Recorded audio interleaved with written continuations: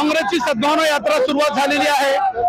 सतेज पाटील या सद्भावना यात्रेमध्ये सत्ता आहेत। आपण त्याच्याशी बातचीत करूया। पाटील साहेब, काय सांगाल? सद्भावना यात्रा काढली, नेमकं काय कारण आहे? महाराष्ट्रामधलं असलं वातावरण बघता सन्मान्य प्रदेश अध्यक्षाने महाराष्ट्रात जोडण्याची मोहीम घेतलेली आहे। काँग्रेस पक्षानं महाराष्ट्रातल्या लोकांची मनं जुळली पाहिजेत, तरच महाराष्ट्र हा विकसित होऊ शकतो, ही भूमिका घेतलेली आहे आणि त्या भूमिकेतून लोकांच्यापर्यंत जाण्याचं काम आम्ही त्या ठिकाणी करत आहोत। कसा प्रतिसाद आहे? किती लोक जमतायत आणि आजचा एकूण प्रवास कसा असणार आहे? प्रचंड चांगला प्रतिसाद आहे लोकांचा। दररोज साधारणपणे 20-25 किलोमीटरचं चालणं होऊन त्या ठिकाणी लोकांशी संवाद साधणं, पॅम्पलेटच्या माध्यमातून लोकांच्यापर्यंत मेसेज पोहोचवणं, कारण की ज्या महाराष्ट्राची विण या ठिकाणी आहे एकमेकाला सहाय्य करण्याची, तीच कुठेतरी आता हरवली असं वातावरण आहे आणि वातावरण पुन्हा चांगलं करण्याचा प्रयत्न काँग्रेस पक्षाचा आहे। परभणीमध्ये काही दिवसापूर्वी 26 तारखेला अजित पवार येऊन आढावा बैठक घेऊन गेले आणि नेमकं ज्या 19 विभागांचा आढावा घेतला त्याच ठिकाणी आता 11 तारखेला उपमुख्यमंत्री शिंदे येत आहेत। समन्वय आहे महायुतीमध्ये असं वाटतंय? मला वाटतं पहिलं 2% विषय जो झाला परभणीमध्ये त्याच्यावर गुन्हा दाखल केला का सरकारनं?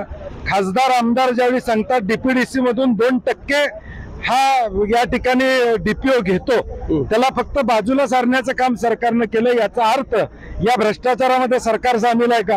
पहिलं गुन्हा दाखल केला पाहिजे। जर खासदार आमदार सत्य बोलत असतील तर त्यांच्या अनुषंगाने त्या डीपीओवर गुन्हा दाखल केला।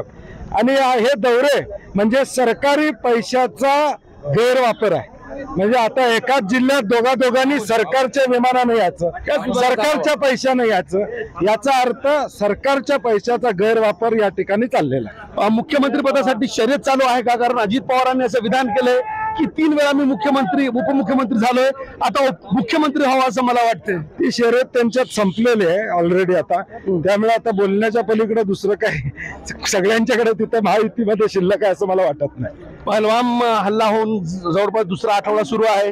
ठोस कारवाई सरकारकडून अद्यापर्यंत करण्यात आलेली नाही। इंटरनेट बंद करणं, पाणी बंद करणं अशा गोष्टी सुरू आहे।